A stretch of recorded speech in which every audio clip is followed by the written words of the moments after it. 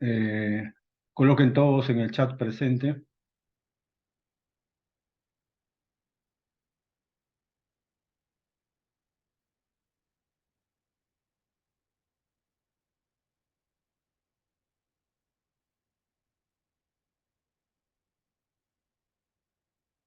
Ujú. Faltan dos. Bueno, empezaremos de todas maneras. Vamos a compartir pantalla.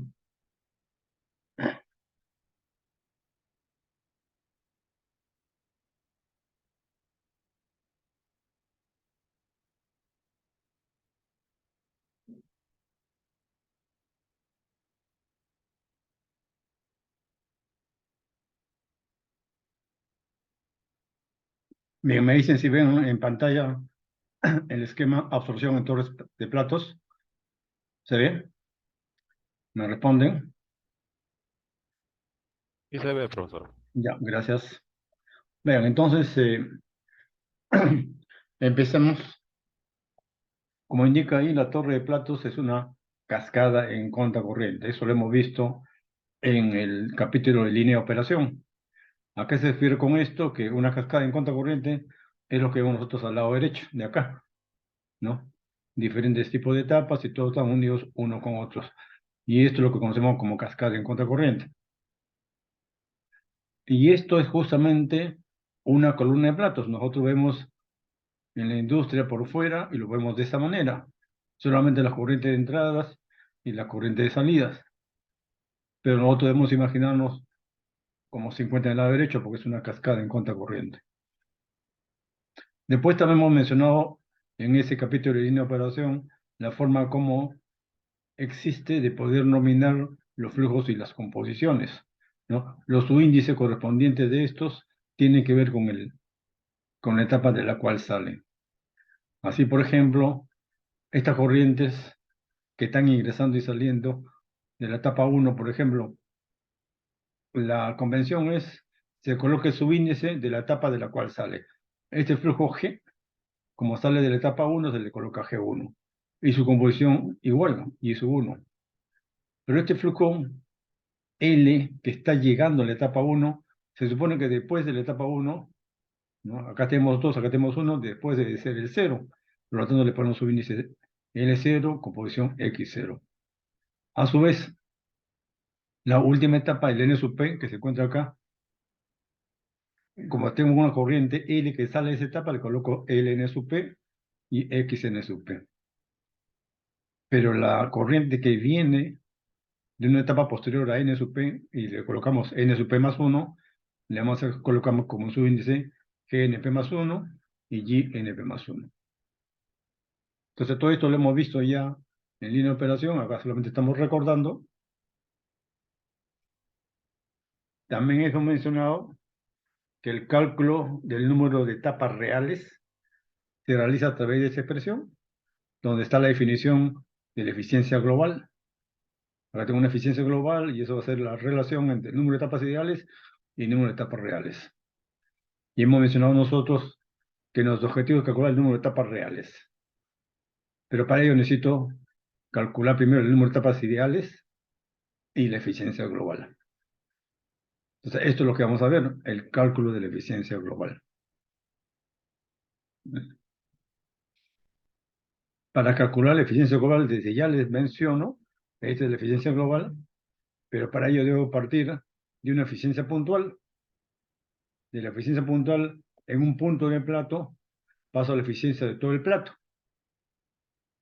Y de las eficiencias de cada uno de los platos de la columna, paso a la eficiencia de la columna, que es lo que estamos definiendo como eficiencia global.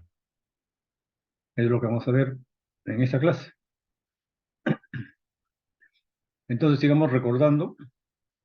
Acá necesitamos calcular la eficiencia global, pero también necesitamos el dato del número de etapas ideales.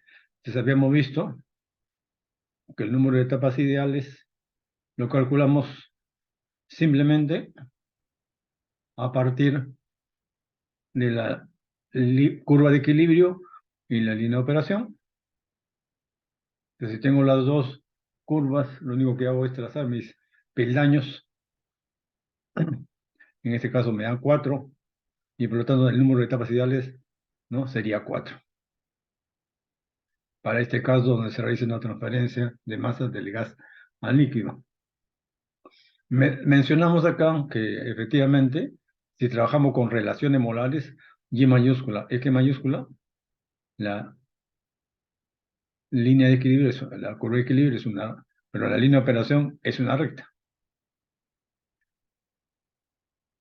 Pero si yo deseo trabajar con fracciones molares, que sería esta gráfica segunda, lógicamente que en este caso ya la línea de operación no va a ser una recta, digamos que tenga este tipo de comportamiento curvo. Acá está la línea, la curva de equilibrio. Y igual nosotros trazamos peldaños, y si es el mismo sistema, son los mismos datos, el número de etapas que me sale aquí va a ser el mismo número de etapas que me sale acá. O sea, no interesa si trabaje con relaciones molares o con fracciones molares, el resultado del número de etapas me va a ser el mismo. Otra cosa que es importante acá considerar es lo que significa este número de etapas ideales, ¿no? A ver, yo tengo un sistema del cual yo deseo realizar una separación y me dice que trabajando con el número de etapas ideales me sale 4. Agarro otro sistema y me dice que el número de etapas ideales me sale 50. O sea, esa diferencia de resultados me dice pues que un sistema va a ser más difícil de operar que otro, de separar que otro. Entonces, entiendan lo que significa esto. Que sin necesidad de saber qué tipo de plato es, inclusive qué tipo de empaque es, yo ya sé que ese sistema tiene ese grado de dificultad para su separación. Entonces, el dato del número de etapas ideales es un dato muy importante y uno tiene que entender que me está indicando, ¿no?, el grado de dificultad para la separación. Cuanto mayor es el número de etapas ideales, mayor va a ser su grado de dificultad de separación. Y al revés, cuando menor sea el número de etapas ideales, va a ser más fácil su separación.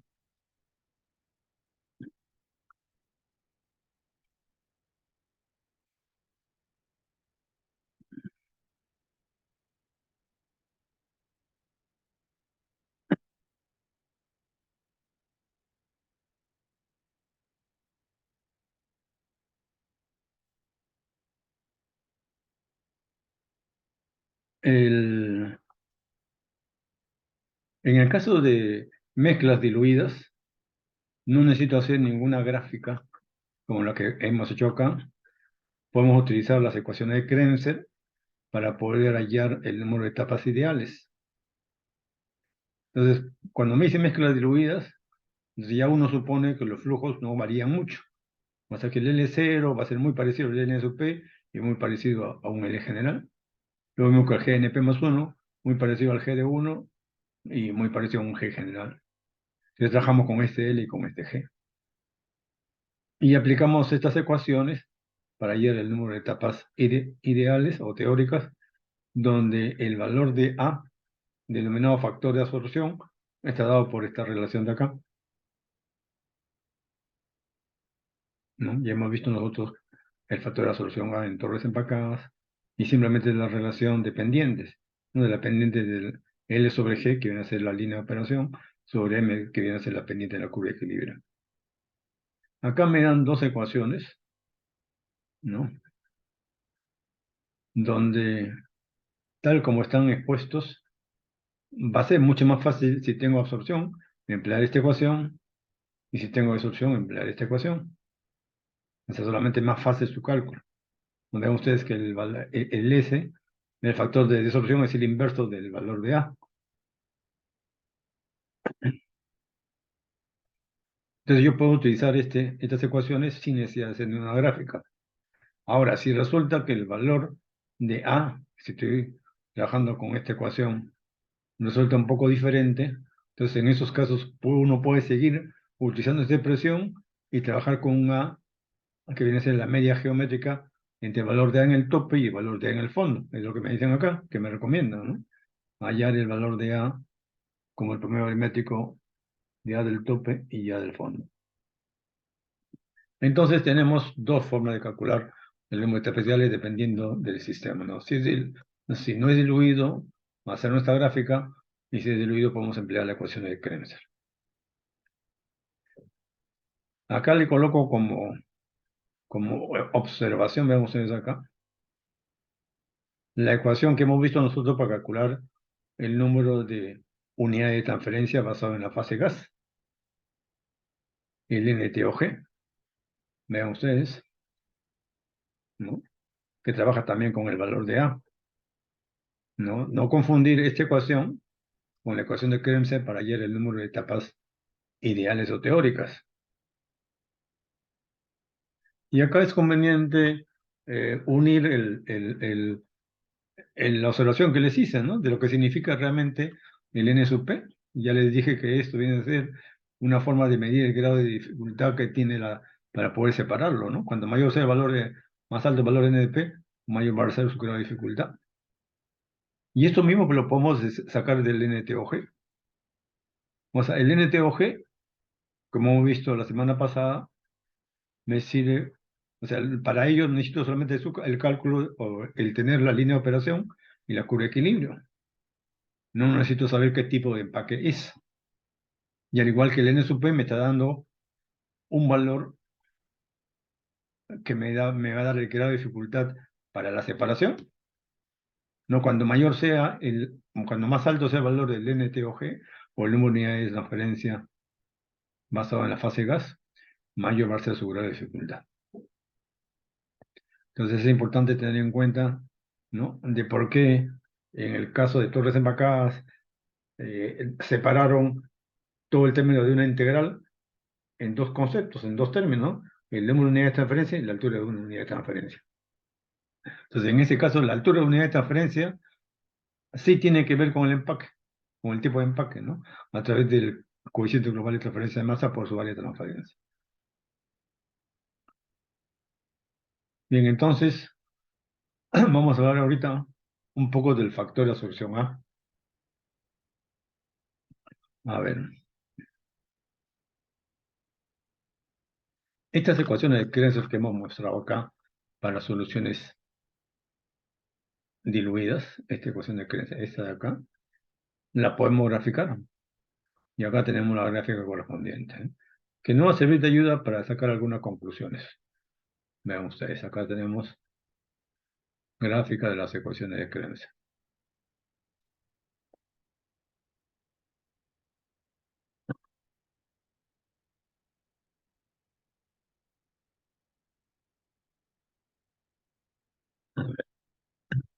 Entonces, en estas ecuaciones, en esta gráfica, nosotros tenemos en el eje de las abscisas el número de etapas ideales o teóricas. En el eje de las ordenadas tenemos una relación de composiciones o concentraciones. Y dentro de la gráfica misma, ¿no? Tenemos el parámetro factor de absorción A. Entonces, esto es simplemente la expresión gráfica de la ecuación de Kremser. Vean qué conclusiones podemos sacar. A ver, el primero dice acá. Para A menor que 1, el N sub P es demasiado alto. A ver, acá tenemos valor de 1.2, 1.1, 1.05, 1, y acá tenemos 0.95. O sea, si agarro el punto 8, veamos el punto 8, ¿no? Y sigo el punto 8, sea cualquier, o sea, agarro el punto 8 y vean ustedes que esto prácticamente se vuelve horizontal, ¿no? Se vuelve horizontal. Y por lo tanto, el número de etapas teóricas, ¿no? Va a ser bien alto. Agarramos punto 9 o punto 95, que acá le hemos extrapolado.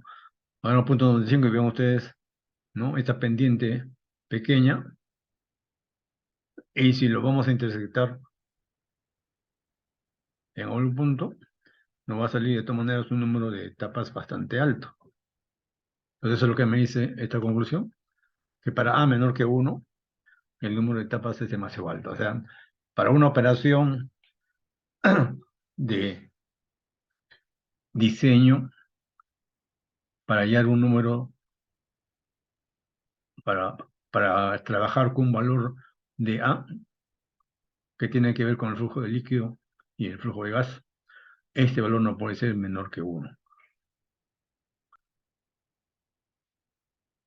Supongamos que, para entender mejor este gráfico, trabajemos para una separación donde el gas ingresa con Y sub 1.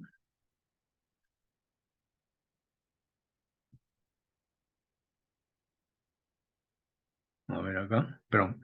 El gas ingresa con INP más 1 y sale con Y sub 1. Y digamos que esa relación sea de 1 a 100, ¿no? Y el valor de que es cero bien pequeño, de tal manera que esto prácticamente lo despreciamos en esta relación. Entonces, Y sub 1 sobre INP más 1 sería 1 sobre 100, y sería esta línea roja. O sea, trabajamos con una separación de tal manera que con respecto de la entrada, con respecto a la salida, una relación de 1 sobre 100. Y acá nosotros tenemos esta línea roja.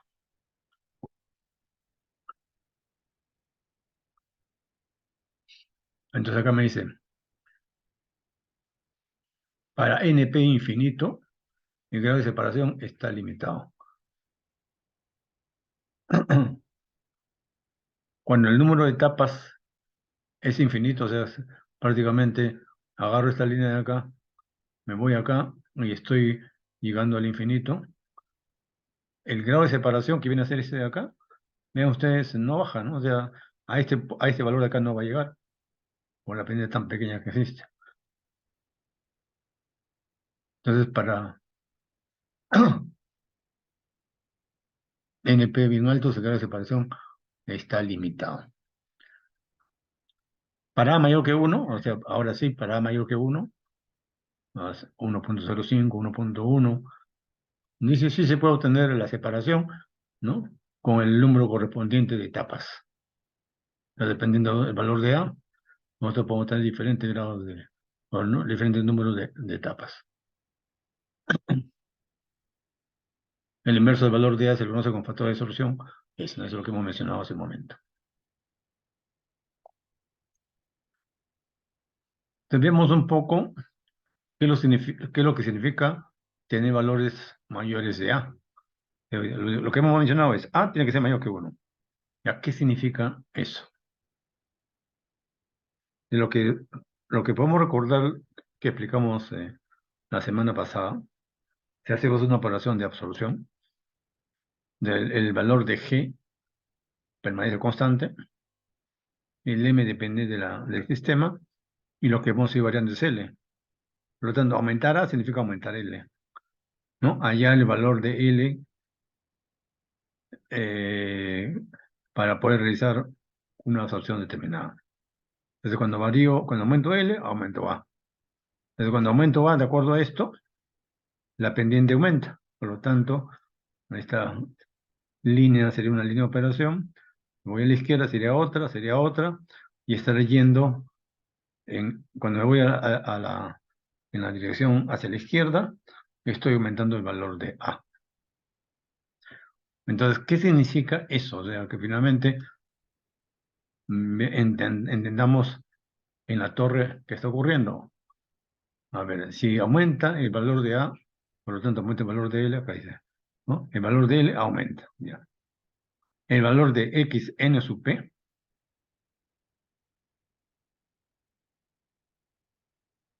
¿no? El valor de X n sub P. Recuerden que el X n sub P, vamos a buscar acá arriba, el X n sub P viene a ser el de acá, ¿no? Por acá ingresa el líquido y por aquí está saliendo con la cantidad que ha absorbido. Entonces, eso es lo que nos dice acá, que cuando aumento el factor de absorción A, aumento el flujo de L, pero también significa, en este caso, me voy hacia la izquierda, disminuir los valores de salida de la composición en el líquido. X en sub P disminuye. Entonces, si la línea de operación, cuando voy hacia la izquierda, se aleja de la curva de equilibrio, las fuerzas impulsoras aumentan, ¿no? Porque la distancia de la línea de operación a la curva de equilibrio aumenta. Entonces, la fuerza impulsora aumenta. El número de etapas. Es fácil ver que si yo trazo acá mis etapas, para esta va a ser casi un poquito más de 1, para esta va a ser casi 2, y esta va a ser más. O sea, cuando me voy hacia la izquierda, cuando aumenta, el número de etapas decrece. Pero cuando aumenta A, aumenta L. Y cuando aumenta L, aumenta el diámetro de la columna. Entonces, el diámetro de la columna va a aumentar. Como aumenta el diámetro de la columna, pero cuando aumenta el factor de erosión A, el flujo de líquido aumenta y por lo tanto va a aumentar el costo operativo. Entonces, el costo operativo va a aumentar. Y con respecto al costo fijo, se dan dos cosas a la vez. Entonces, por ejemplo, el costo fijo se reduce porque la columna se hace más baja, pero aumenta porque la columna se hace mayor, más de mayor diámetro. Por eso se presenta el punto mínimo.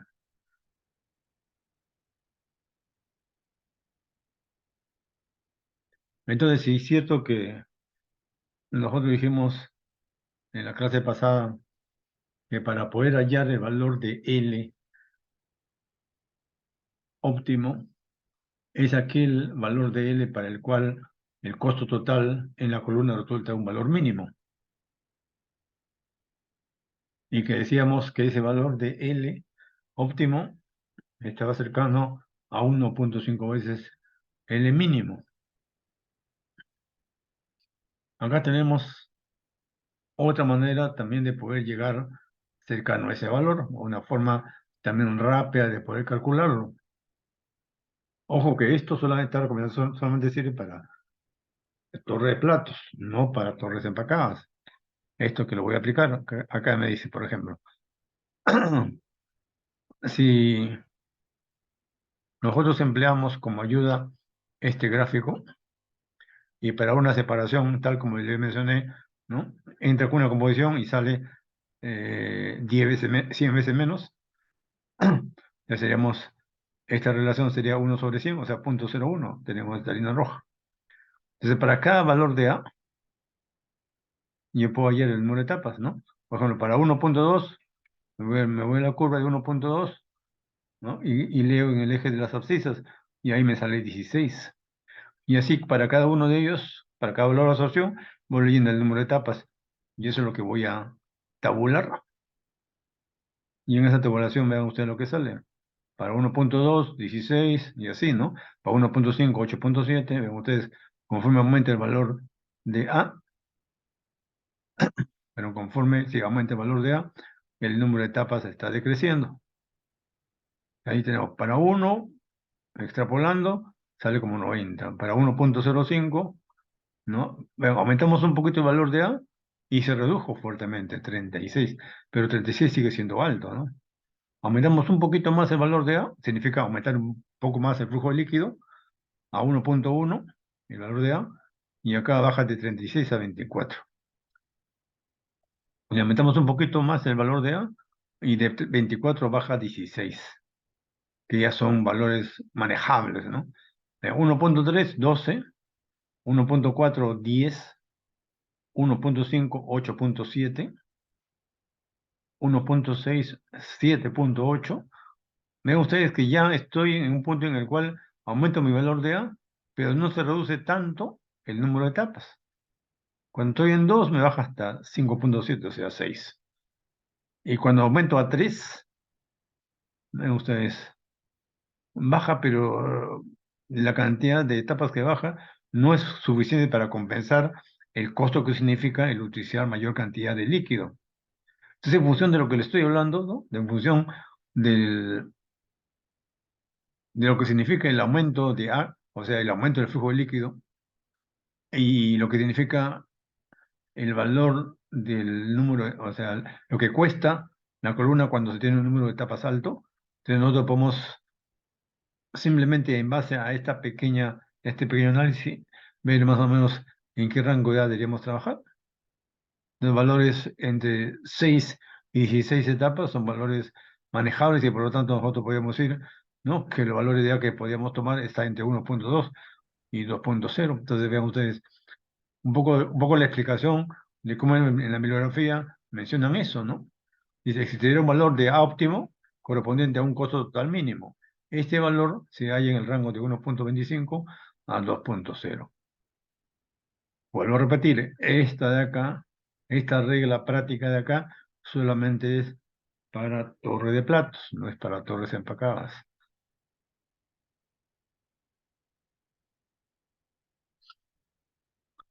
Bien, entonces ahora sí, vamos a empezar con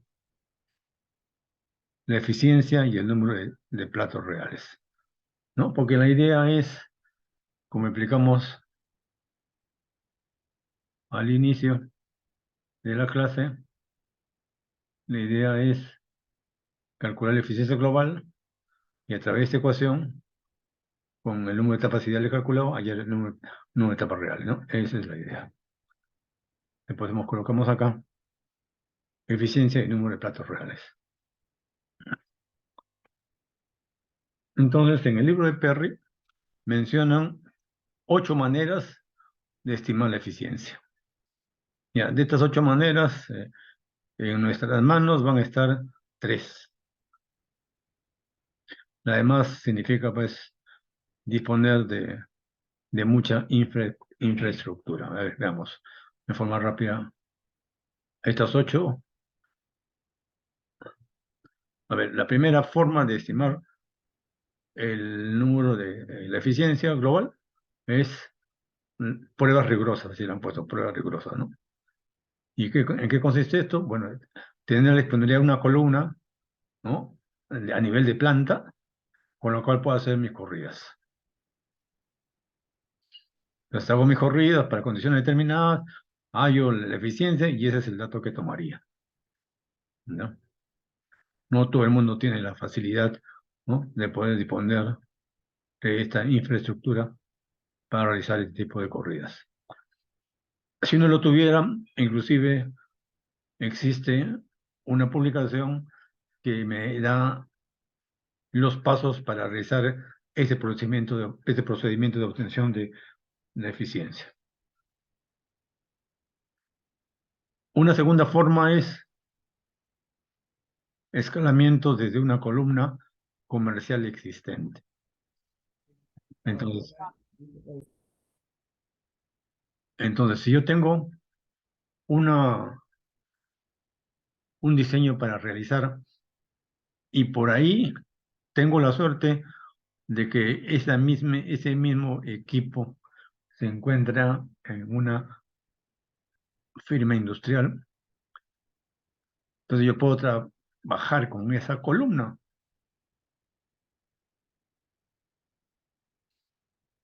Y los resultados, lógicamente, que me den de eficiencia serán los que yo estaré utilizando. Y la tercera forma es escalamiento desde una columna comercial existente a condiciones de proceso diferentes. O sea, ya no es el mismo caso anterior, ahora dice que las condiciones de proceso son diferentes. Entonces, en este caso, por ejemplo, uno tiene que hacer simulaciones por computadora. O sea, ajustar los datos de la simulación con los datos reales que se da en esa columna. De tal manera que me dice, ya, esta simulación sí ajusta bien lo que sucede en esa columna. Entonces uno ya puede cambiar las condiciones en esa columna y poder realizar el cálculo de la eficiencia de la columna. Entonces, como ven ustedes, ninguna de estas 3 primeras formas de estimar la eficiencia, pues, va a estar en nuestras manos. Veamos la cuarta forma, factores de experiencia. Entonces, existe en la bibliografía tablas de eficiencias de diferentes tipos de columnas. Entonces acá le coloco a ustedes un ejemplo. Acá está. Vean. Acá dice platos perforados, platos tipo válvula. Aquí se encuentra el sistema, el diámetro de la columna, la altura de cada plato, condición de presión, y aquí me dan el dato de eficiencia, ¿no? Si ustedes de repente están haciendo una separación del etilbenceno con el estireno,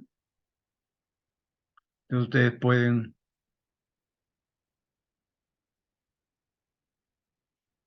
tomar el dato de acá, de la eficiencia, acá dice 70%, como un dato estimado para tal operación. Entonces, aquí lo importante es tener una buena cantidad de este tipo de datos y que el sistema en el cual deseamos, digamos, hacer el diseño se encuentre en la bibliografía.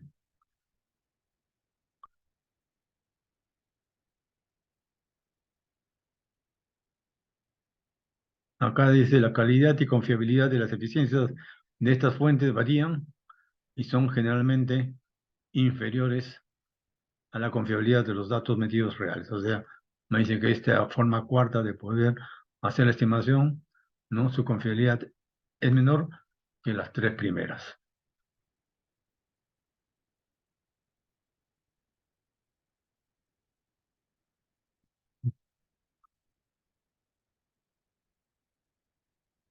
Después tenemos la quinta forma, escalamiento desde una columna piloto o de escala de banco. Entonces acá ya no tenemos una columna a nivel de planta, no, acá tenemos una columna más pequeña y lo que necesitamos es hacer un escalamiento.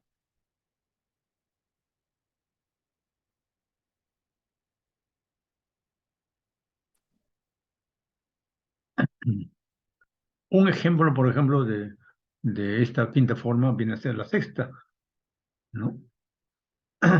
Dice escalamiento en columnas Aldershaw. O sea, estas columnas de acá se han utilizado con bastante éxito para poder hallar las eficiencias. Acá estas son columnas de vidrio. Vean ustedes acá. Esta es una columna Aldershaw, ¿verdad? Acá están los platos perforados.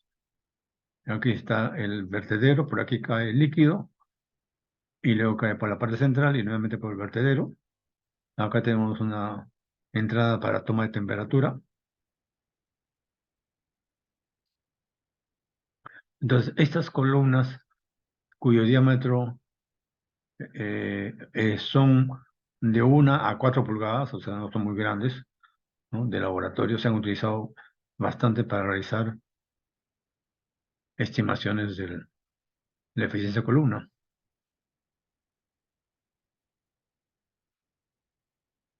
Entonces, indican de que los resultados que obtengo de esta columna Aldershaw son equiparables a lo que vamos a denominar eficiencia puntual, ¿ya? Eficiencia puntual con tal que se reúnan estos requisitos, ¿no? Los sistemas que se tiran sean los mismos. Si voy a diseñar un sistema, o sea, me diseño con un sistema determinado, ese mismo sistema es el que tengo que hacer acá el ensayo.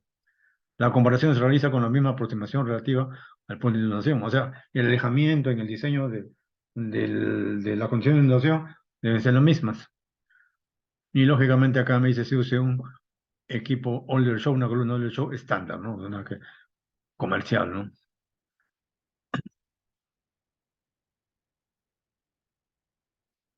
Entonces, si a mí me da solamente eficiencias puntuales, la eficiencia puntual significa en un punto de acá, del, del plato, no en todo el plato. Entonces, para poder hallar la eficiencia del plato, a partir de la eficiencia puntual, tengo que realizar un modelo de mezclado. Entonces, acá lo que se hace es eso.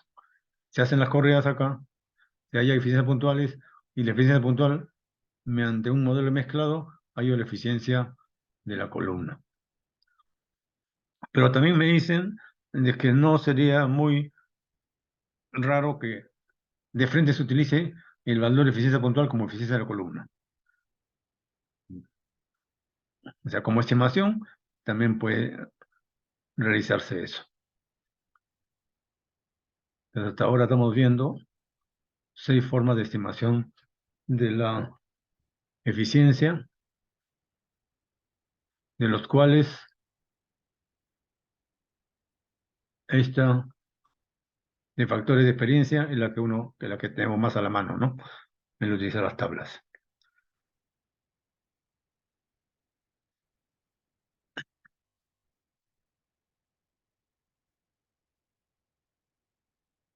Bien. Otra forma que también lo tenemos a la mano viene a ser esta séptima forma, ¿no? Predicción empírica de la eficiencia.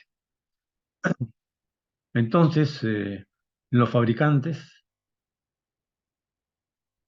han obtenido gráficas de eficiencia para sus equipos. Y una de las que hasta ahora tiene bastante, eh, eh, que bastante se usan, vienen a ser los gráficos de O'Connell, tanto para soldadores como para estiladores. Digamos, las dos gráficas que generalmente se presentan. Para los soldadores tenemos esta, ¿no? En este diagrama vemos que en el eje de las abscisas está la pendiente de la curva de equilibrio, el peso molecular del líquido, la viscosidad del líquido y la densidad del líquido. Entonces nosotros vamos a la gráfica, trazamos una línea vertical, tocamos la curva y en el eje de las ordenadas encontramos la eficiencia global directamente. Si fuera una columna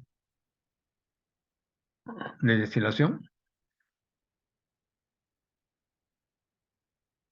entonces vemos es acá, nosotros tenemos acá igual, en el eje de las ordenadas, pero en el eje de las abscisas, ahora tenemos la volatilidad relativa y la viscosidad del líquido. Entonces vamos a la curva que representa mejor a los puntos experimentales y en el eje de las ordenadas me sale nuevamente la eficiencia global. Todos estos puntos de acá significan valores reales que se han tomado de diferentes columnas. Y vemos que todo esto se puede ajustar a esta curva que se encuentra acá, lo mismo que aquí abajo. Estas gráficas, por ejemplo, de O'Connell, estamos hablando de 1946 y fueron realizadas para campana de burbujeo, para platos tipo campana de burbujeo. Sin embargo, también se pueden utilizar para tipo válvula y perforados, lógicamente, con un ligero incremento de error.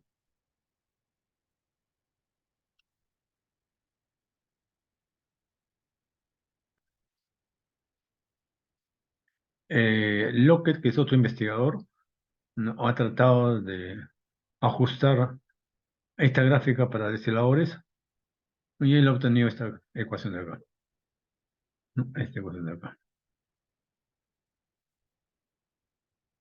Entonces esto también se puede utilizar. Y la octava forma es la que nosotros vamos a ver en este curso. Predicción de la eficiencia teórica. ¿Ya? De la eficiencia teórica. Entonces resulta que en el año entre 1950 y 1960, la AICHE, la Asociación, ¿no?, Americana de Ingenieros Químicos,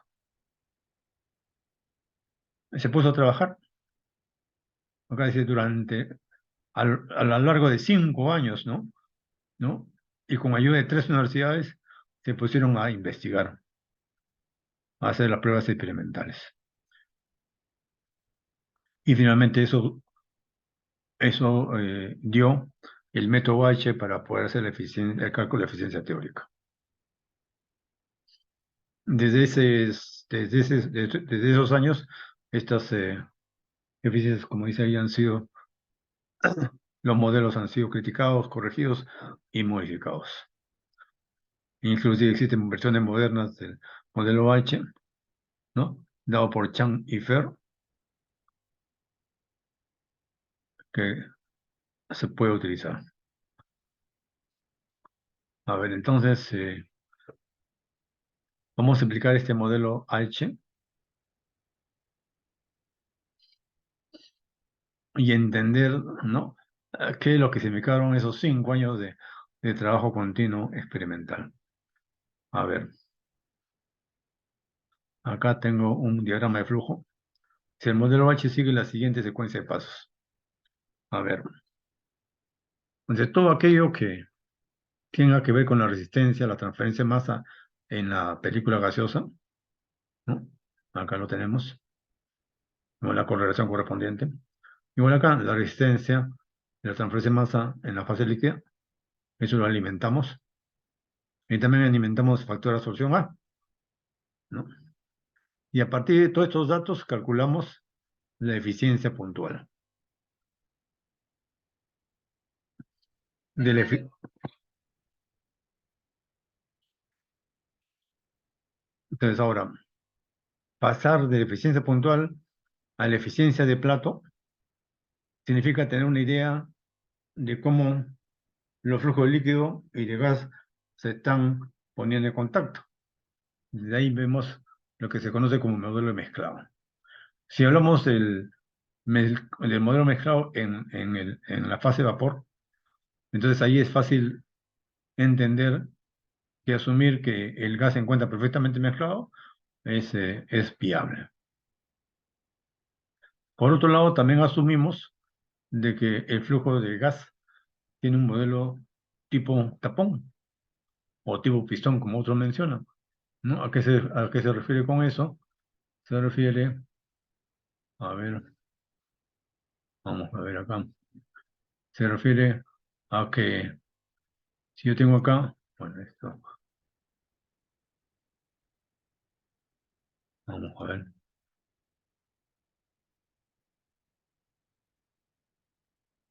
si yo tengo acá mi columna y quiero colocar a mí el perfil, ¿no? El perfil de velocidad, entonces un modelo tipo pistón, más o menos así, ¿no?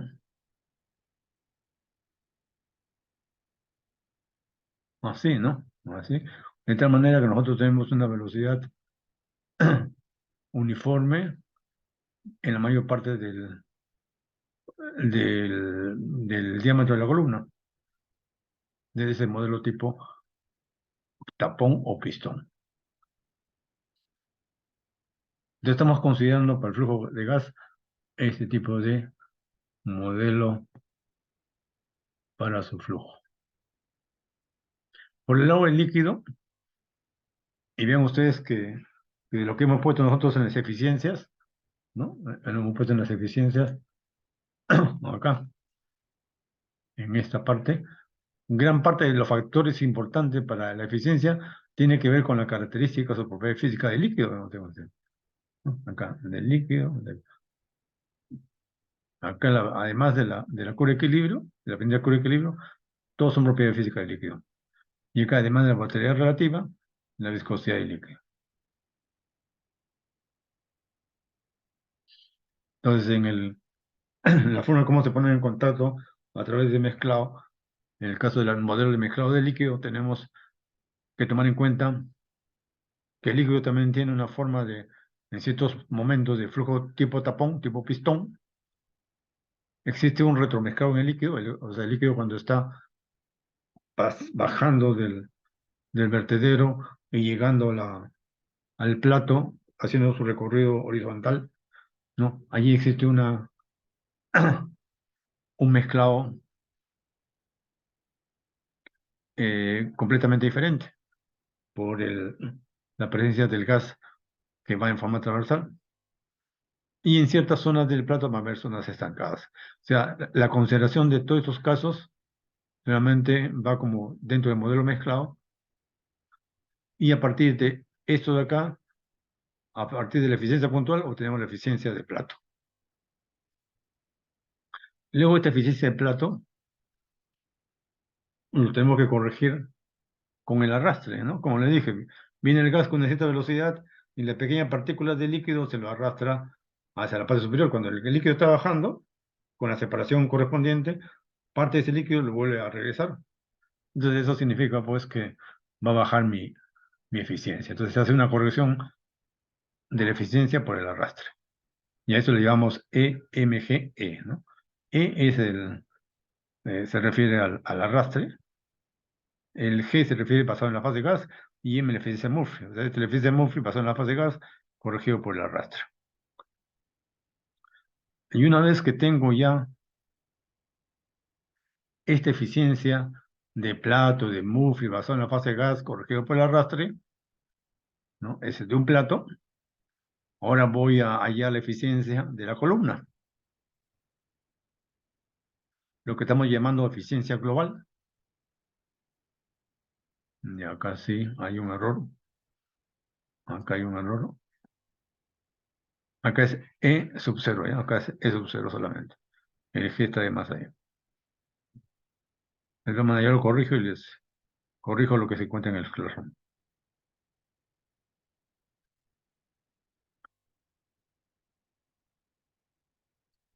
Entonces, para poder pasar de la eficiencia de Platte-Murphy a la eficiencia global de la columna, tenemos dos formas. Entonces, en función de este diagrama de flujo, vamos a hacer la explicación, ¿no?, del cálculo de eficiencia.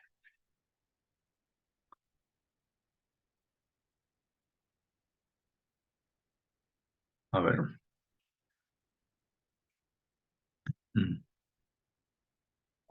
Vamos a hacerlo detenidamente. Entonces, colocamos eficiencia de plato y definimos primero la eficiencia puntual, E o G. ¿Ya? Entonces, acá tengo mi plato, acá está bien el líquido, aquí está el plato y el líquido cae en el vertedero. Y estoy tomando solamente en este punto. No en todo el plato, sino en este punto, por eso le llamamos eficiencia puntual. Entonces, en este punto está entrando, por aquí ingresa el gas en su conjunto, y una parte del gas está entrando por acá. Por acá está saliendo una parte del gas luego de hacer transferencia de masa, y por acá sale todo el gas, ¿no? Entonces, a esto le llamamos, si este es el plato N, esto que viene del fondo, sería YN más 1, y como es en este punto, le llamamos local. Y este que sale, YN, como es en este punto, le llamamos local. En cambio, este que sale ya de todos los puntos es del plato, ¿no? YN del plato. Lo mismo que este YN más 1 que viene del plato anterior. Entonces, vamos, y acá, como el líquido está viniendo y cada vez que recorre va cambiando su composición, pero en ese punto la composición tiene un valor, ¿no? Una distancia, después tiene otro valor, tiene otro valor. Entonces nosotros estamos indicando que a esta altura de acá, en este punto que estamos tomando, tenemos un valor de X. A esto le vamos a llamar X local. Entonces, supongamos que acá estamos realizando una operación de desorción. Esta es la figura que se adaptaría a eso. Esta es absorción, esta es desorción. Entonces acá tengo el valor de X local, o sea, el X local de acá. Y está cambiando de X, de YN más 1 local a YN local. Ahí está.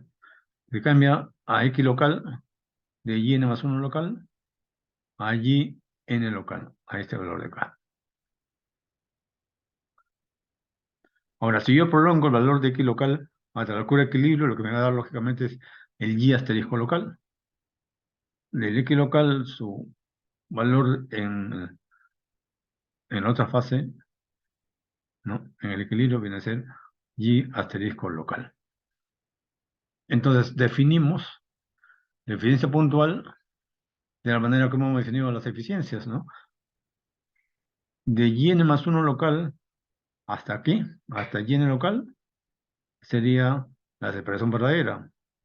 La separación ideal sería desde YN más 1 local hasta el equilibrio, hasta Y asterisco local. Por eso ponemos acá. Esta diferencia de acá, YN local menos N más 1 local, que dice acá en el tope, en el numerador, y Y asterisco local menos YN más 1 local, que en el denominador. Entonces, este segmento, entre este segmento de acá, pues nos daría la eficiencia puntual. O sea, la eficiencia solamente en este punto de acá, ¿no? De esa manera definimos eficiencia puntual, EOG. Y ahora lo que vamos a hacer es lo siguiente. Vamos a hacer lo que hemos hecho varias veces. Entonces, nosotros consideramos que esta porción del plato, como si fuera una torre empacada, ¿no? Esta parte de acá, como si fuera una torre empacada. ¿Ya? Esta parte de acá. Entonces, ahí se está poniendo en contacto, ¿no? El gas con el líquido. Y esta porción lo asumo como si fuera una pequeña torre empacada. La altura sería, ¿no? La profundidad del líquido que llamamos H sub L. ¿Ya? La profundidad del líquido H sub L. Esta sería la altura de esta pequeña torre empacada. Entonces, aplicamos el análisis que siempre hemos hecho en una torre empacada y ese análisis nos arrojaba, como siempre, un diferencial con respecto a la altura. Y aquí está. El diferencial de G' por G con respecto al diferencial de H sub L dividido en el área específica. Y eso era igual al flux a N sub A, ¿no? Como esta distancia es bien pequeña, nosotros podemos asumir que en esa distancia el G no va a variar, el G' no va a variar mucho, así que lo sacamos directamente. G' diferencial de G, área específica diferencial de H sub L, igual al flux. Si tomamos en cuenta el coeficiente global de transferencia de masa, el K sub G mayúscula, y estamos haciendo una disolución, entonces sería en este lado acá, sería acá Y asterisco menos Y, ¿no? Y asterisco local menos el Y.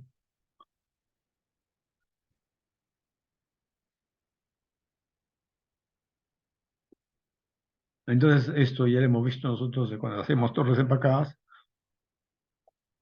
hacemos la operación correspondiente, la integración correspondiente, y resulta que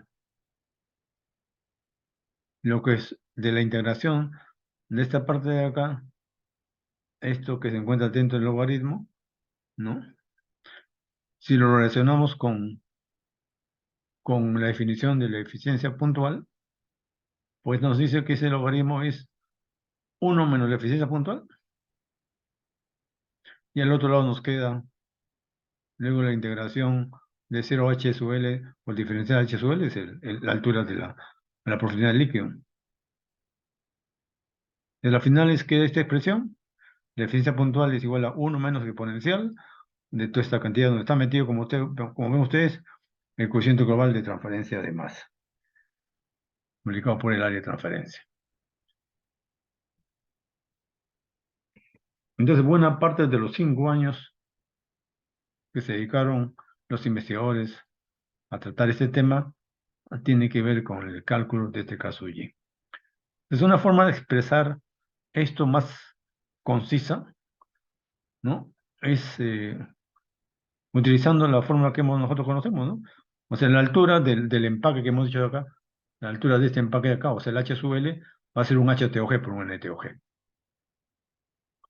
Acá está la altura, HTOG por un NTOG. El HTOG sabemos que es definido por G' por K, Y por A. Y de ahí despejamos el NTOG. Y resulta pues que esto que se encuentra acá es igual a NTOG. De una forma bien concisa de poder expresarlo, es esto, que la eficiencia puntual es igual a 1 menos exponencial de valor de menos NTOG. ¿No? Recuerden que dentro del NTOG está metido el K por acá. Bueno, entonces no es difícil a partir de esto que hemos visto nosotros en la parte de transferencia de masa interfacial, obtener la ecuación 2. Y la ecuación 2 me dice, para hallar el NTOG, yo necesito el NTG y el NTL. El valor de M, el valor de la pendiente de la curva de equilibrio, ¿no? Va a hallarse para cada caso en particular, porque si es una recta no hay problema, sería constante, pero si no es una recta, es una curva, no, para cada caso, ¿no? En función de composición puede ir variando. Entonces aquí están las correlaciones que hallaron durante esos 5 años, ¿no? Veamos eso, ya. Para calcular el NTG y el NTL. Los parámetros que se utilizan ya los conocemos, el HW, la altura del vertedero, la velocidad con respecto al área A, la densidad del gas, el Q, ¿no? El flujo volumétrico del líquido, el Z mayúscula, que es el doble de esta distancia, el número de Schmidt basado en la fase gas, y para el NTL, este D sub L es difusividad de absoluto en el líquido, el B sub A, la densidad del gas, y acá tenemos un valor, un parámetro, el teta sub L, ¿ya? El teta sub L. Vamos a hablar un poquito del teta sub L.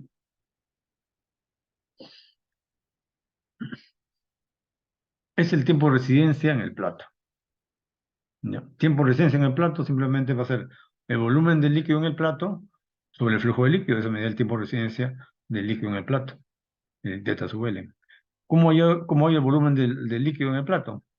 Si este es el plato, ya saben ustedes que lo que se encuentra, vamos a ver,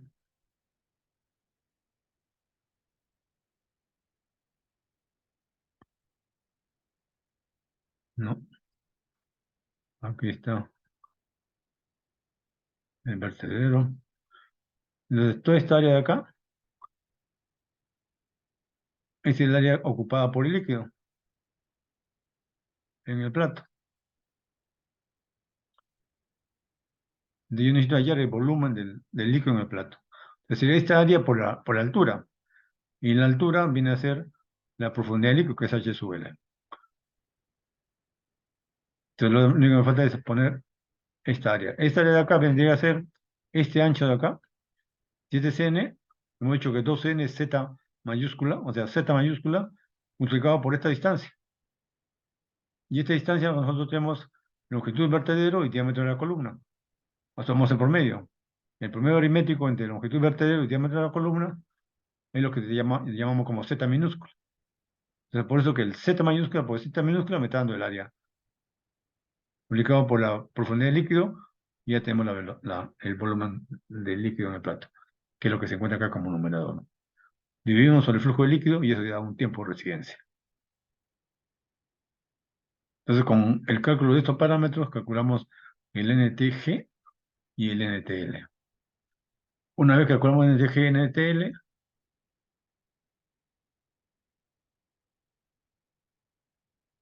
vamos a borrar primero.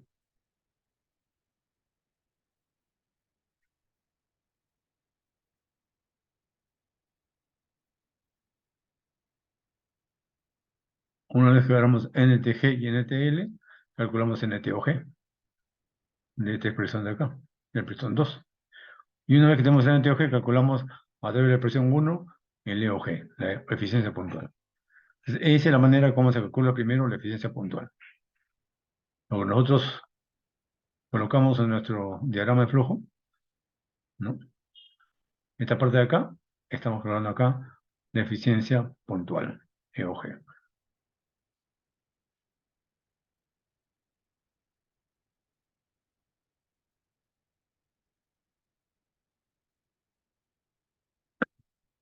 Y entonces ahora sí, pasar de la eficiencia puntual a la eficiencia del plato. La eficiencia del plato de Murphy, el EMG basado en la fase gas, la definición de eficiencia del plato es la misma que hemos puesto para la eficiencia puntual, solamente que en vez de ser puntual, es todo el plato, ¿no? En vez de que aquí sea G en el local, acá, en el local, es la eficiencia de todo el plato. La composición con que llega el gas acá, ¿no? O sea, sería ya no local, sino y n más 1. Lo mismo que acá. O sea, en vez de y n más 1 local, es de todo lo que sale por acá, que sería y sub n, ¿no? Entonces, considerando todo no como local, sino como de todo el plato.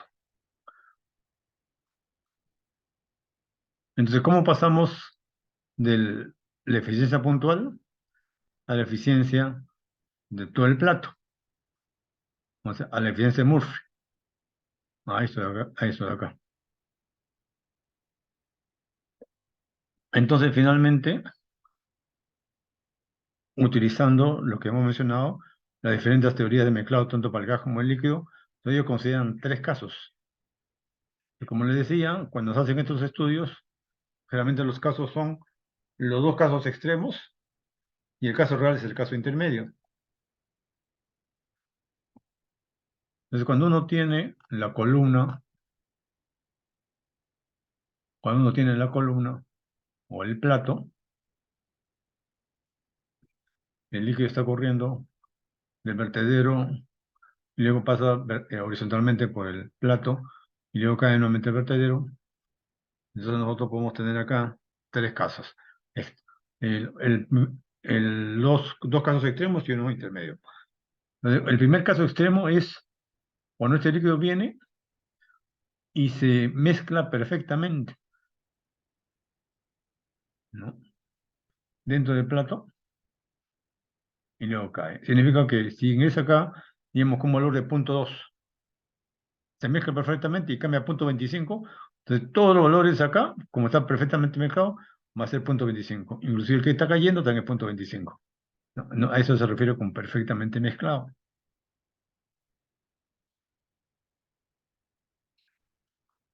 Entonces vean, si yo tengo un líquido perfectamente mezclado, ahora tiene una composición y cuando ya llega al plato, todo es una sola composición porque está perfectamente mezclado. Entonces, si esta es la eficiencia puntual, la eficiencia del plato sería este y local ya no, sino y de todo el plato. Entonces, como está ingresando por acá, a ver, vamos a empezar con este mejor, y más 1 local. Entonces acá, como ven ustedes, acá es puntual, pero nosotros hemos dicho de que asumimos que el gas sí se encuentra perfectamente mezclado, ahí sí no hay mucha dificultad, por lo tanto, todos los puntos están a la misma composición, y por lo tanto, el y más 1 local sería igual al y más 1 de todo el plato. Entonces ingresa por acá, acá tengo el valor de X, y hace una transferencia de masa. Y como esto está completamente agitado, o sea, todos tienen la misma composición, lo que sucede acá va a suceder aquí y acá. Como se encuentra perfectamente mezclado, todas las composiciones son iguales, por lo tanto, el resultado, o sea, el y en el local, aquí, va a ser el mismo aquí y aquí y acá. Entonces, con eso estamos diciendo de que el y en el local va a ser igual al y de todo el plato, va a ser el de acá.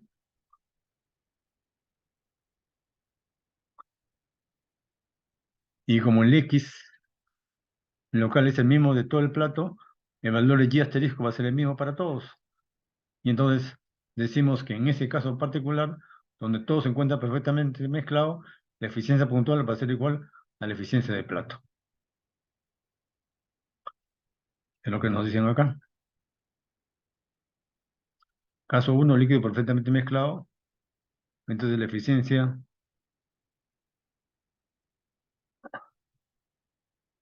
puntual va a ser igual que la eficiencia de plato de Murphy basado en la fase gas.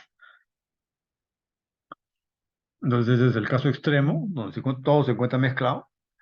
Y vamos al otro caso extremo. No hay nada de mezcla. No hay nada de mezcla. El líquido está bajando por acá con flujo tipo pistón o tipo tapón. Y cada vez que va avanzando está cambiando de composición, ¿no? Está cambiando de composición, cambia, cambia, cambia. No cambia de composición porque no hay nada de agitación ni mezcla, entonces cambia acá y sale por acá.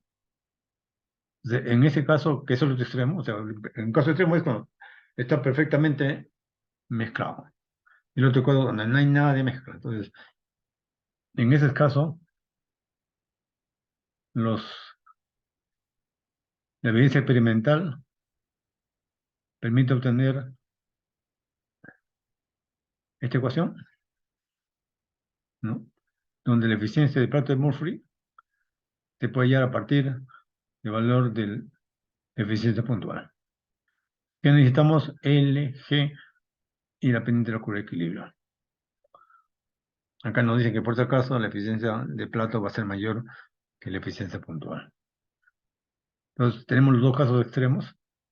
Y el caso real, el caso que vamos a calcular, es el caso 3, ¿no? En el caso 3. O sea, de todas maneras hay agitación a un cierto grado y la expresión para el cálculo de la eficiencia de Plato-Murphy basado en la fase gas a partir de la eficiencia puntual, vean ustedes, es un poco más complejo, ¿no? Porque depende de estos factores eta y, y el número de Peclet. Acá está el eta, que es igual, que también es una función del número de Peclet, de G', L', pendiente de la curva de equilibrio y de la eficiencia puntual. Y el Peclet es una función de Z mayúscula, que recuerden que era el promedio aritmético de longitud vertedero y el diámetro de plato, del teta sub L, del tiempo de resistencia que ya hemos explicado, y también acá va a depender de la difusividad relativa, difusividad Remolino de sub E. Bueno, difusividad Remolino, acá está. Vean ustedes la expresión, también experimental.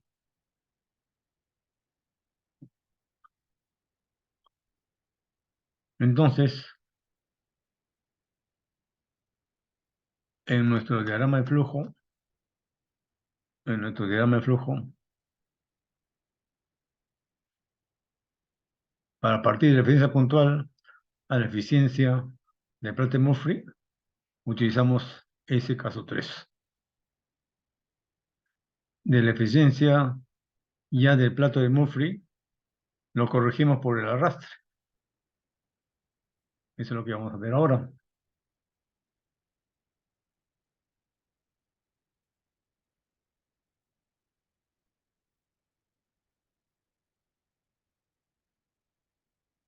Ujú. Ya calculamos la eficiencia EMG.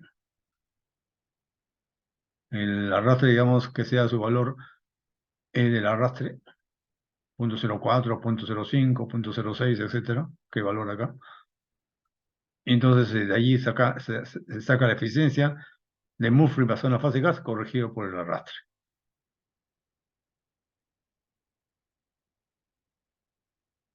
Y lo que tenemos ahorita es la eficiencia ante un plato.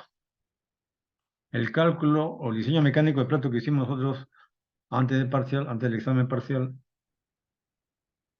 está basado en condiciones de X y Y que existen en un plato.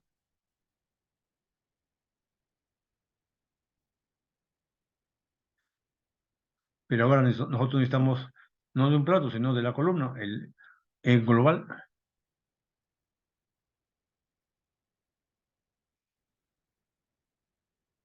Y nosotros hemos mencionado que para poder hallar ese cálculo hay dos formas, ¿no? Acá en el diagrama dice primera forma y segunda forma.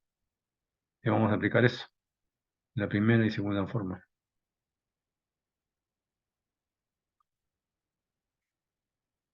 Entonces,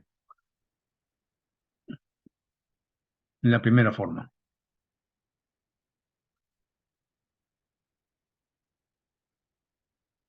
Y tengo mi curva de equilibrio que viene a ser esta curva de acá. Ahorita que se la curva de equilibrio. Y esta es mi línea de operación, ¿no? O sea, para nosotros, ahorita, solamente tenemos este de acá. Mm. Mi curva de equilibrio y mi línea de operación. Tengo esos dos. Curva de equilibrio, línea de operación.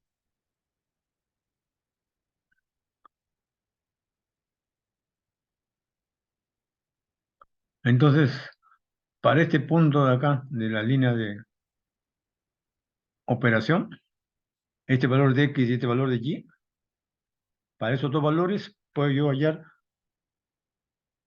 mi eficiencia de plato de Murphy.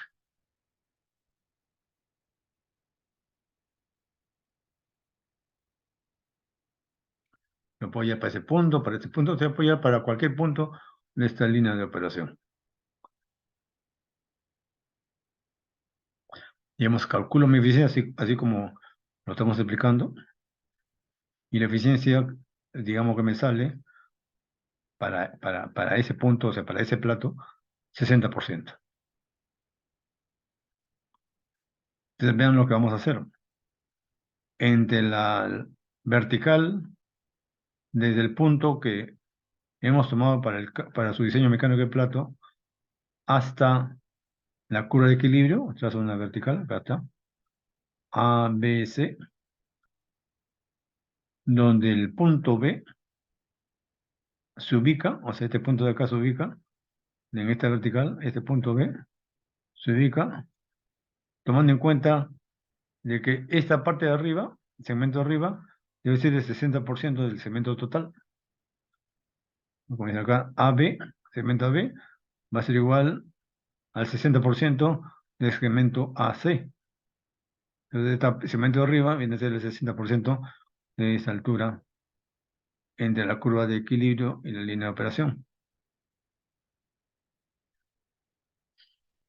Entonces, lo mismo por acá. Para este punto también hay su eficiencia, calculando nuevamente lo mismo. Y si me sale 65%, trazo una línea vertical y esta parte de arriba va a ser el 65% y así puedo realizar para varios puntos. Y ya tengo para varios puntos y entre esos puntos trazo esta línea de acá.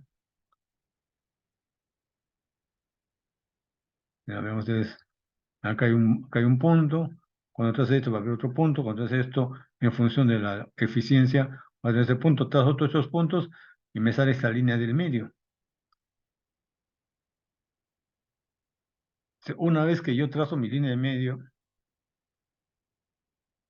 esta distancia que se encuentra acá, ¿no? Tiene que ver con las eficiencias. Si ya le quité a cada plato lo correspondiente, ¿no? Para que prácticamente se convierta en un plato real. Entonces vemos ustedes, entonces acá, si yo trazo ahora mis peldaños entre la línea de operación y esta nueva línea que se ha construido, este número de platos me da directamente el número de platos o etapas reales. En este caso, por ejemplo, me da número de etapas reales 4. Esta primera forma, si es que las eficiencias de cada plato salen diferentes, me permite hallar cuál va a ser la eficiencia de la columna,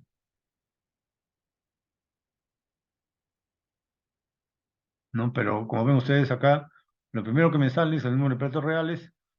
Como tengo mis platos reales y como acá tengo mis número de etapas ideales, me sale la eficiencia. Pero en este caso, directamente me sale el número de etapas reales, ¿no? Directamente me sale el número de etapas reales. Desde ahí puedo sacarte la eficiencia.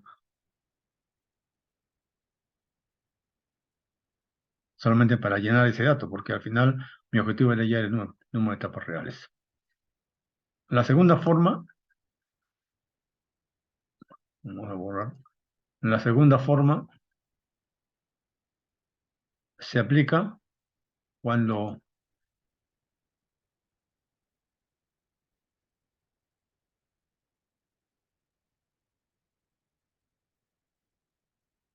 tenemos valores de eficiencia, ¿no? Muy parecidos en todos los platos. Me la calculo mi eficiencia, acá me sale 60, acá me sale 60, acá me sale 60, 60.3, 60.2, 59.8, ¿no? Me salen valores bastante parecidos. ¿Y esto cuándo se da? Cuando tengo, por ejemplo, soluciones diluidas y la presión isotérmica. En esos casos, la línea de operación y la curva de equilibrio se comporta como rectas y puedo aplicar esta ecuación de acá. O sea, como me sale aproximadamente un solo valor para la eficiencia, ese valor lo reemplazo acá y con el valor del factor de absorción puedo calcular la eficiencia global, o sea, para la eficiencia de la columna. Y teniendo en cuenta la eficiencia la eficiencia de la columna, calculo el número de etapas reales.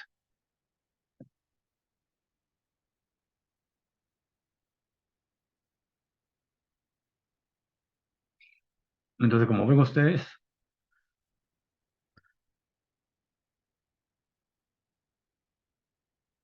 es todo una serie de pasos que se tiene que dar para hallar finalmente la eficiencia de la columna. Muchas de las tesis que se han presentado han utilizado la simulación por computadora, otras han utilizado las tablas, ¿no? Esto de acá, ¿no? Se han averiguado que ese mismo sistema se ha trabajado en otras plantas y en función de los datos de la eficiencia han tomado ese dato para su cálculo.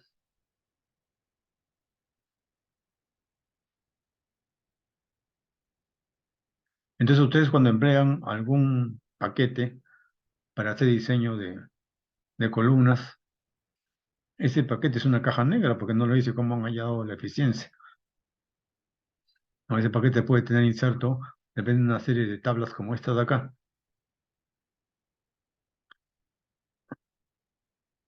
O ustedes le pueden colocar ese dato, pero no le va a calcular por el método de la eficiencia teórica, por si acaso.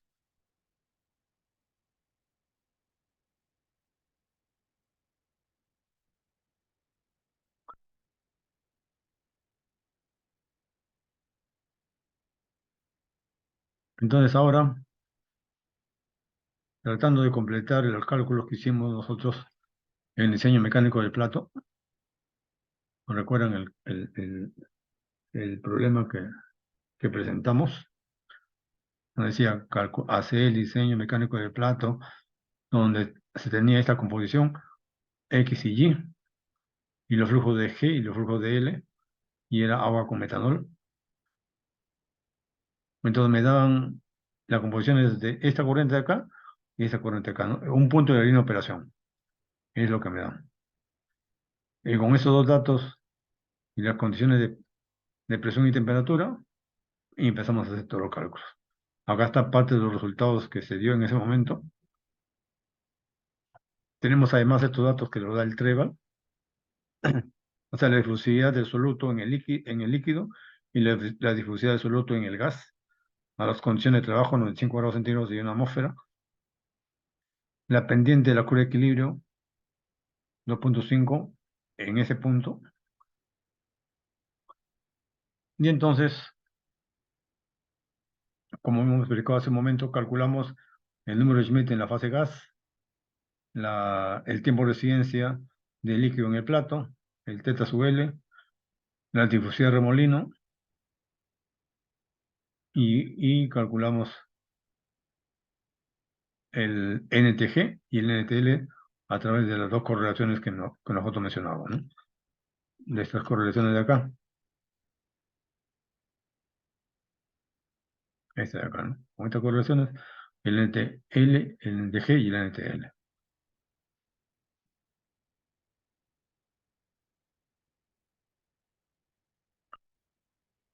Una vez que tenemos NTG, NTL, calculamos el NTOG a través de la ecuación 2.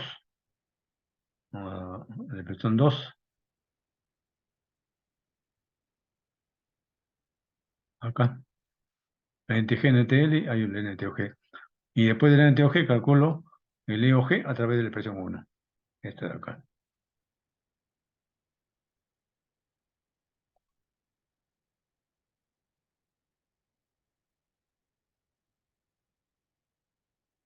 La presión 1, la eficiencia puntual 0,536. Y una vez que tenemos la eficiencia puntual, calculamos la eficiencia de Murphy basada en la fase gas. Empleamos el caso 3. Calculamos el valor de ITA, el número de Peclet y el valor de eficiencia de Murphy basado en la fase gas, 0,698, ¿no? Mayor que la eficiencia puntual, 0,698. Luego corregimos por el arrastre. Recuerden ustedes, era 0,05, 5% de arrastre. Hacemos la corrección con la ecuación que mencionamos. Vamos a ver nuestra ecuación. Esta de acá, con esta ecuación de acá. Corrección por el arrastre. Y nos sale 0,673. Entonces bajó un poco, ¿no? De 0,698 a 0,673. Entonces, esto, lo único que he calculado es la eficiencia de un plato de la columna, ¿no? Entonces, dependiendo ya del diseño que uno desea realizar, ¿no? Y del número de platos, o sigo el paso a la forma 1 o sigo la forma 2, dependiendo de los valores que me dé la eficiencia, ¿no? Para hallar la eficiencia ya de platos de la columna. Entonces, este modelo de Aiche, para poder calcular la eficiencia teórica de la columna, o sea, el global, ha seguido mejorando. Han venido otros autores tratando de entender mejor lo que ocurre dentro de la mezcla de gas con líquido, ¿no? Han tomado fotos, han tratado de distinguir entre lo que son burbujas, chorros y espumas, y han tratado de establecer algunos parámetros hidráulicos. eh, Han mejorado, pero han complicado un poquito más, ¿no? Lo han puesto un poquito más complejo el asunto, ¿no? Entonces, eh, tienes unas ventajas de que mejoras, pero lo más complejo es su aplicación. Por lo tanto, no podemos quedar con estos modelos para poder realizar los cálculos correspondientes.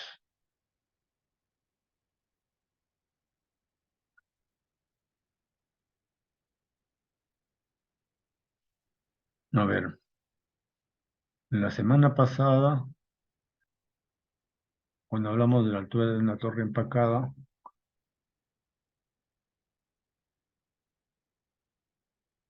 explicamos el problema 8.12,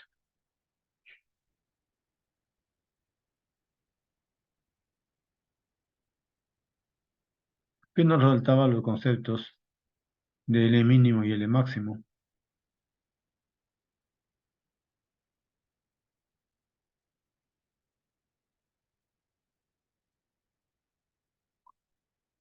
También había un problema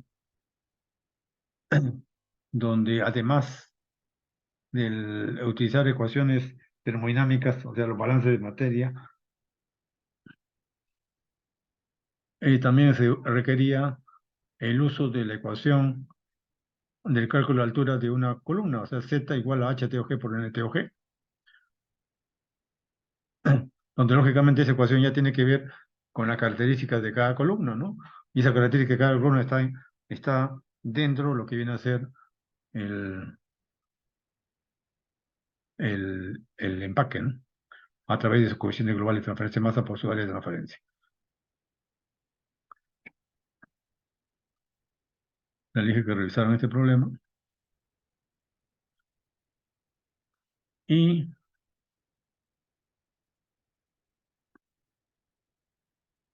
ahora vamos a ver en forma rápida este problema de acá.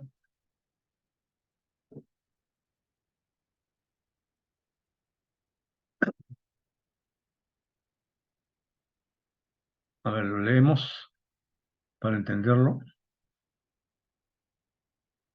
Se absorbe amoníaco en una mezcla que contiene 15% de volumen de amoníaco-aire, por la en contracorriente con agua en una torre rellena de 30 grados centígrados y una atmósfera de presión total. Entonces es un problema que muy parecido a como hemos resuelto antes, agua, amoníaco, aire. Me dan los datos de flujos tanto del líquido como del gas, pero no me lo da como kilogramos por hora, sino como G' y L', ¿no? 2150 y 3200 kilogramos hora por metro cuadrado de la mezcla líquida y la mezcla de gas, respectivamente. Me dan el valor del coeficiente global de transferencia de masa por su área de transferencia.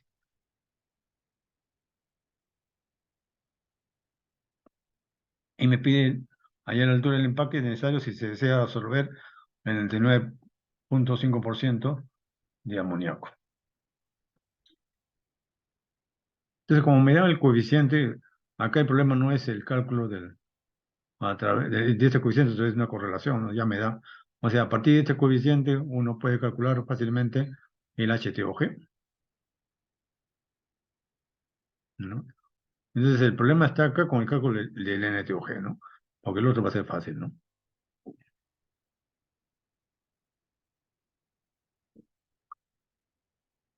Como ven ustedes acá, no es diluido porque acá tiene 15% de volumen el aire, ya no es 1%, 2%, no es 15%, entonces no podemos considerarlo que sea, que llegue a, digamos, a condiciones de considerarlo esa composición como diluida.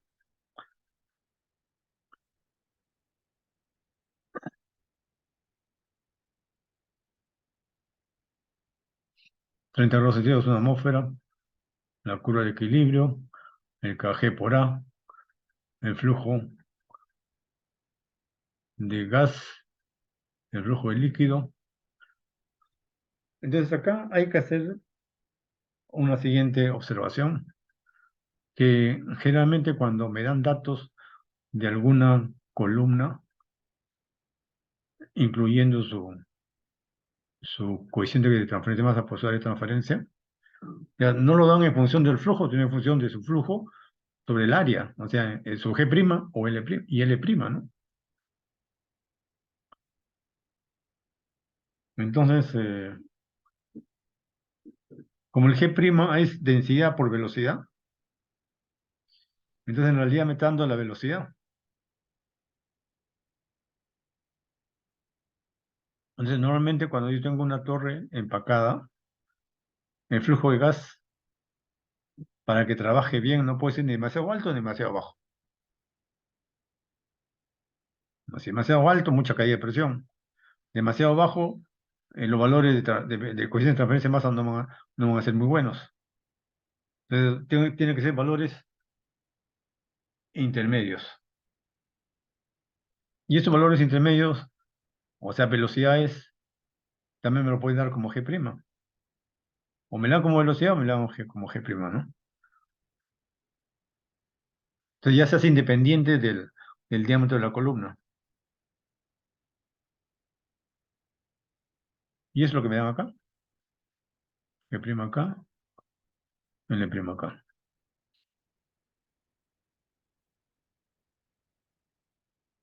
Entonces, el calcular la cantidad de amoníaco que se transfiere, los valores de los flujos y composiciones, ¿no? En las otras corrientes, bueno, eso no hay ninguna dificultad.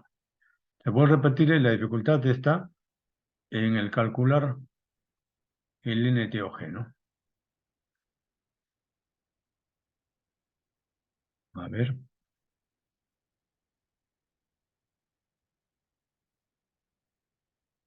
aquí calculamos, a ver, está, el HTOG y el NTOG. Pero como vean este valor de KG por A, el G' lo puedo calcular, ¿no? La media logarítmica de 1 menos Y y menos Y asterisco, ya también lo podemos calcular. Ya esto no es dificultad. El NTOG es una integral gráfica. Aquí está la herramienta de dificultad, ¿no? Aquí. ¿Cómo calcular esta expresión de acá?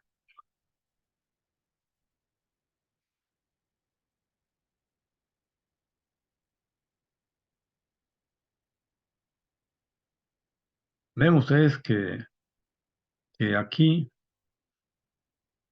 la expresión me la da en función de fracciones molares. ¿Ya? Aquí me lo están dando en función de fracciones molares, no de relaciones molares. De si la curva de equilibrio y la línea de operación que me salen en el problema aquí en esta gráfica con relaciones molares, no va a tener que ¿no? cambiar a fracciones molares. Esos resultados lo cambian a fracciones molares.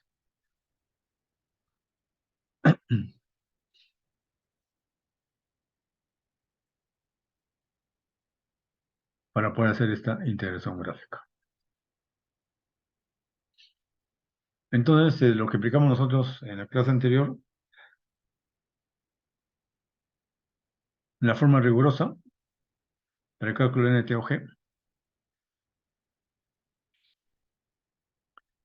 y las otras expresiones simplificadas. La ley de Henry, esta que utiliza la media logarítmica entre de G menos Y asterisco tanto en el tope como en el fondo, y esta que resulta de considerar la media aritmética igual a la media logarítmica. Una, dos, tres, cuatro ecuaciones. Se supone que esta es la que es más exacta.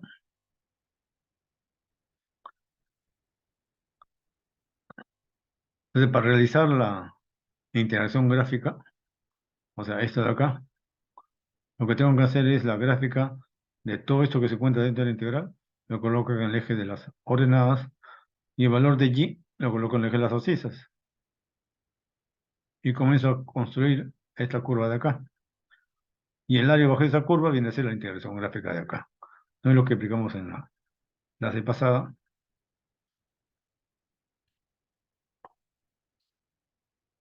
Y una forma de poder resolver esto es considerando, ¿no? Este área como si fuera la suma de pequeños rectángulos, ¿no? Y cuando el espesor de cada rectángulo resulta más pequeño, va a ser mucho más exacto. Entonces aquí les muestro, aquí les muestro la integración gráfica tomando 13 rectángulos, ¿no? Acá, eso con 1, termina en 14, tomando 13 rectángulos, donde el valor de delta de x es 0.01.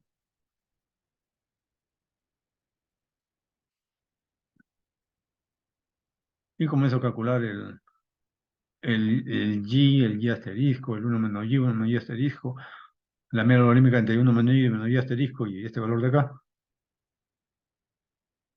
Lo grafico y hago la integración. Y calculo también los otros valores. Acá están los diferentes métodos, los resultados.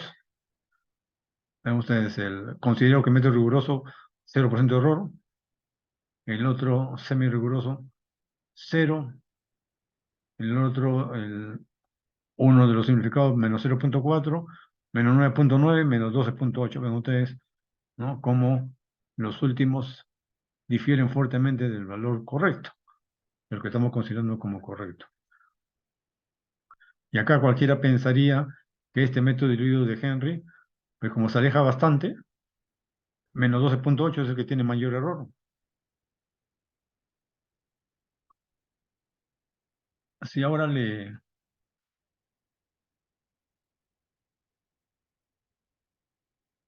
Esta es la curva que sale. El área bajo esta curva es la integral. Si ahora ya no empleo 13 rectángulos, sino 129 rectángulos, ustedes acá, va a salir más exacto. Ya tengo otros valores, ven ustedes los errores cómo se modifican, ¿no? 0, 0, y ahora resulta que el de la ley de Henry tiene 0,19 y el anterior tiene 3,6, ¿no? Y este error de la ley de Henry resulta bastante poco, ¿no?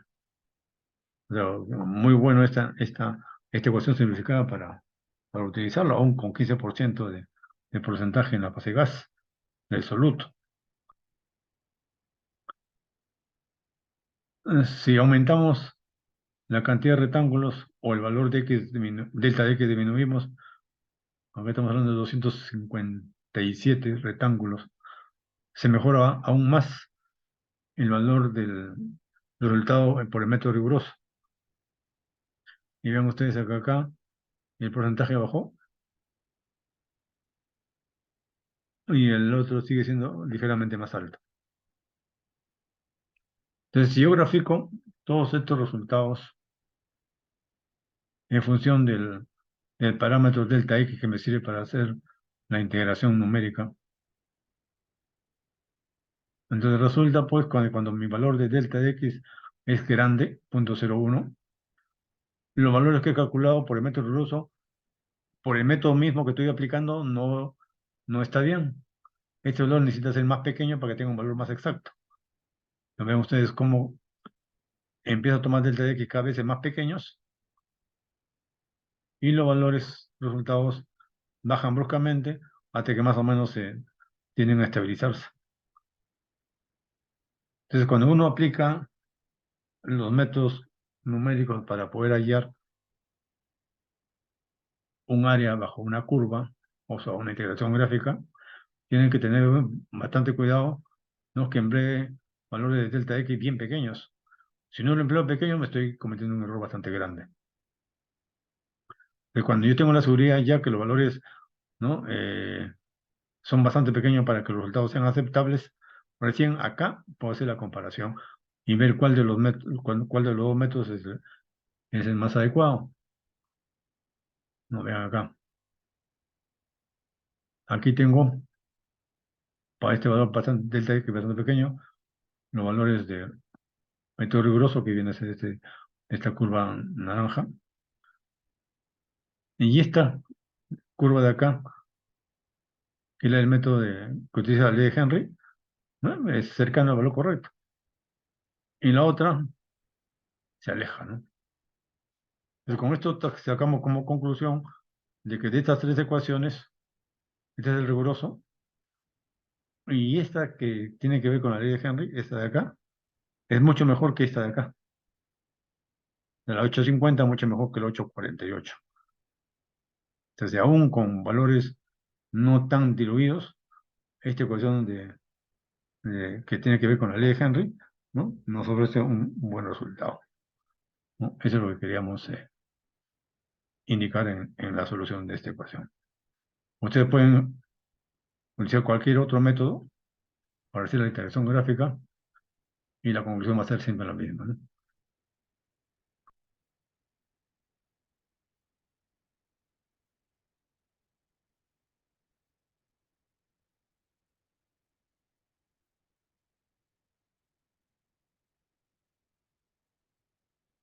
A ver,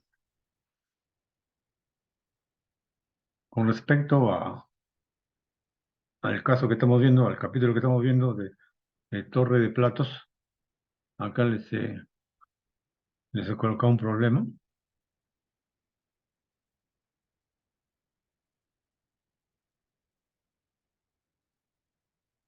Una mezcla gaseosa, 5% de butano, 95% de aire, ingresa como alimentación a un absorbedor de platos perforados que consta de un número de platos equivalente a 6 etapas ideales.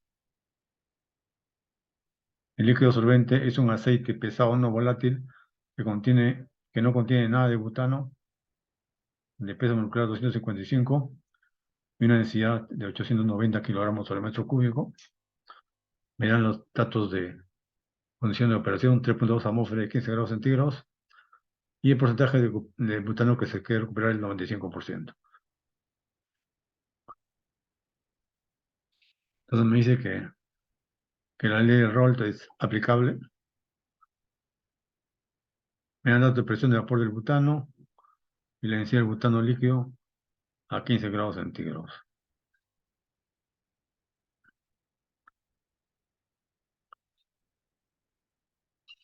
Ya, esa parte de acá, ¿no? En la parte A, es un problema que se puede resolver inclusive con lo que hemos visto con línea de operación. Pero la parte B sí tiene que ver con lo que hemos visto ahora, ¿no? Me dice que cuando sean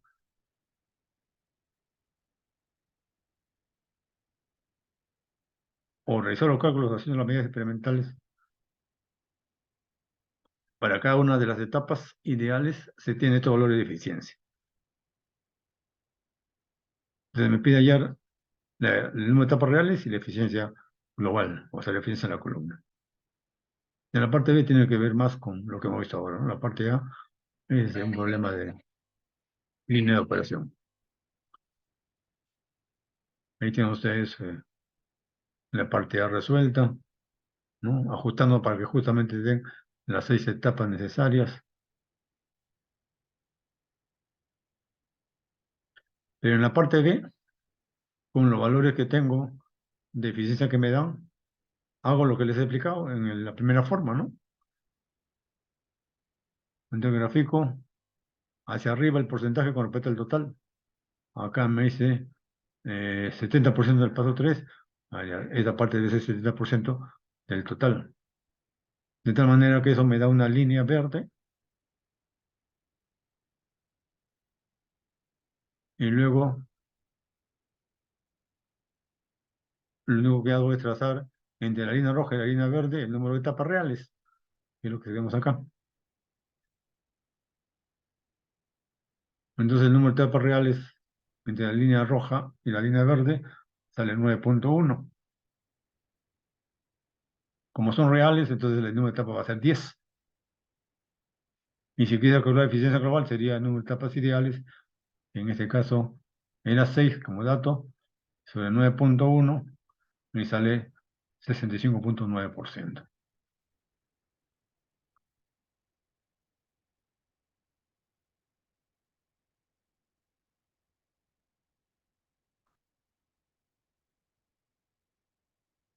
Entonces, en la clase de hoy día he aumentado algunas cosas que no lo he hecho en el siglo pasado, ¿no? Un poquito más para que puedan entender el asunto del cálculo de eficiencia. En la clase de la próxima semana, nosotros vamos a ver ya la parte de destilación. Hemos hecho ahora todo lo que es absorción, tanto torre de empacadas como torre de platos. En la semana siguiente vamos a hacer lo que es operación unitaria de destilación. Pero a diferencia de lo que hemos hecho en absorción, vamos a empezar con torres de platos. Y a diferencia de lo que hemos hecho en absorción, nos vamos a dedicar prácticamente unas 3 clases a lo que es el cálculo del número de etapas ideales.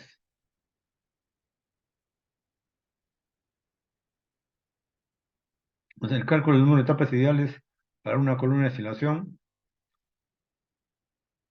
va a tener 2 métodos, un método simplificado y un método riguroso.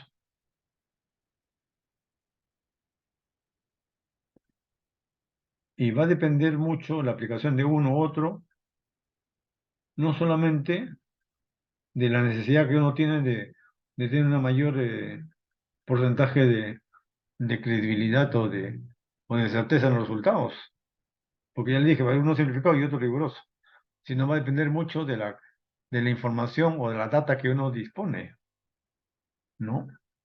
Yo quiero aplicar el método riguroso, ese método riguroso me exige datos más precisos, eh, mucho más, eh, mucho más datos que lo que necesito en el método simplificado. Y si no los tengo, no lo voy a poder aplicar, porque si lo aplico, de repente el error que yo tengo para esos nuevos datos que necesito son fuertes.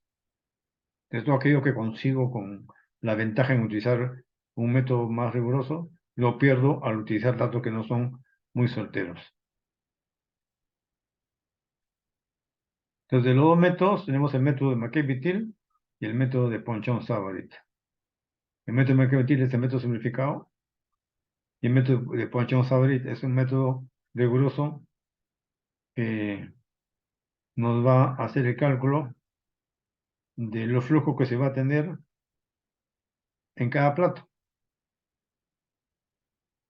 Entonces, el método de McKay-Till me dice que una sección, todos los flujos molares son iguales.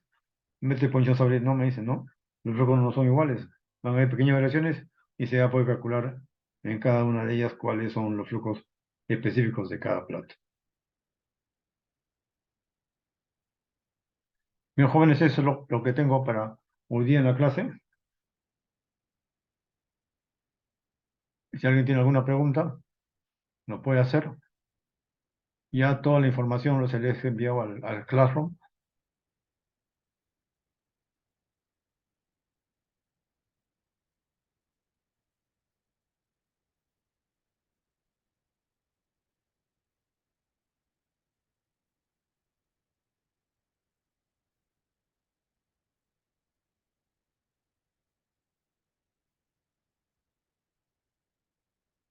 A ver, jóvenes, antes de terminar la clase, coloquen nuevamente todos presentes en el chat.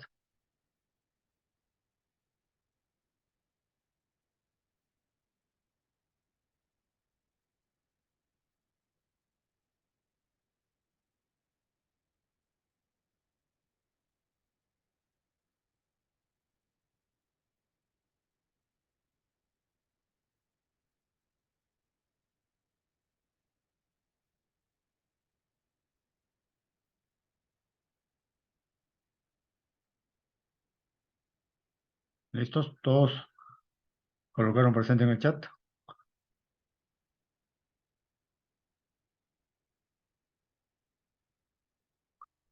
Bien, jóvenes, nos estamos viendo la próxima semana. Que tengan una buena tarde. Ya les entrego también la grabación. Y por si acaso, de una vez vean la grabación, porque ya les mencioné que la capacidad nos está restringiendo y no se va a poder mantener por mucho tiempo lo que se encuentra como grabación en el Classroom.